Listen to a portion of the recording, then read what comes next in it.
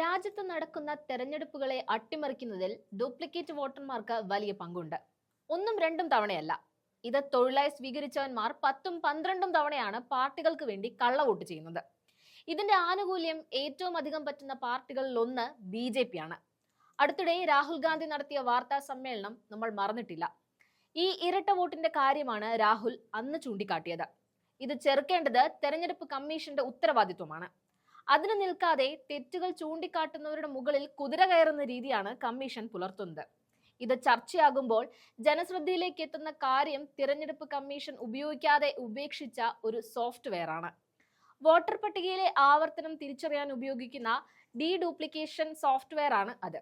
അതായത് ഡ്യൂപ്ലിക്കേറ്റ് വോട്ടർമാരെ വോട്ടർ പട്ടികയിൽ തിരിച്ചറിയാൻ സഹായിക്കുന്ന സോഫ്റ്റ്വെയർ ആയിട്ടും കമ്മീഷൻ അത് മുക്കി എന്ന് പറഞ്ഞാൽ മതി. ഈ ഡീഡ്യൂപ്ലിക്കേഷൻ സോഫ്റ്റ്വെയർ 3 വർഷമായി തെരഞ്ഞെടുപ്പ് കമ്മീഷൻ ഉപയോഗിക്കുന്നില്ല എന്ന കാര്യമാണ് ഏറ്റവും പ്രധാനവും സംശയത്തോടെ നോക്കേണ്ടതുമായ കാര്യം. Centre for development and advance computing അഥവാ CDAC വികസിപ്പിച്ച ഈ സോഫ്റ്റ്വെയർ 2022 സ്പെഷ്യൽ സമ്മറി റിവിഷൻ സമയത്താണ് അവസാനമായി ഉപയോഗിച്ചത്. പിന്നീട് 3 വർഷക്കാലത്തേക്ക് ഇത് ഉപയോഗിച്ചിട്ടില്ല.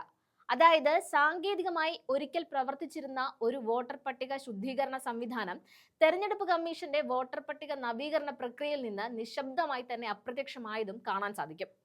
3 വർഷത്തോളമായി ഉപയോഗിക്കാതെ കിടക്കുന്ന തെരഞ്ഞെടുപ്പ് കമ്മീഷന്റെ ഒരു പ്രധാന ഉപകരണമാണ് ഈ ഡീഡ്യൂപ്ലിക്കേഷൻ സോഫ്റ്റ്വെയർ.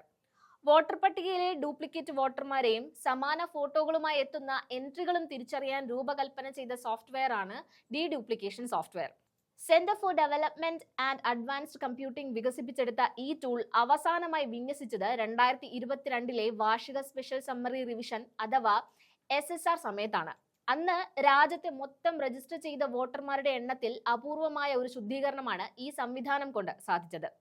ഏകദേശം 3 കോടി ഡ്യൂപ്ലിക്കേറ്റ് അല്ലെങ്കിൽ അസാധുവായ എൻട്രികൾ നീക്കം ചെയ്യുന്നതിന് സഹായിച്ച ഈ സോഫ്റ്റ്വെയർ ആണ് തെരഞ്ഞെടുപ്പ് കമ്മീഷൻ ഉപയോഗിക്കാതെ മാറ്റിവെച്ചത്.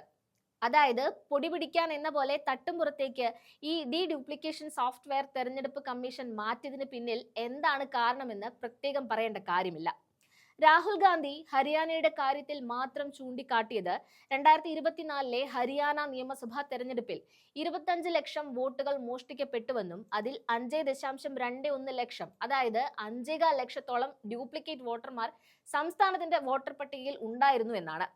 ഇവയിൽ വ്യത്യസ്ത പേരുകൾ ഉള്ളതും എന്നാൽ സമാനമായ ഫോട്ടോഗ്രാഫുകൾ ഉള്ളതുമായ 1-ലധികം എൻട്രികൾ ഉണ്ടായിരുന്നുവെന്നും കണ്ടെത്തിയിരുന്നു.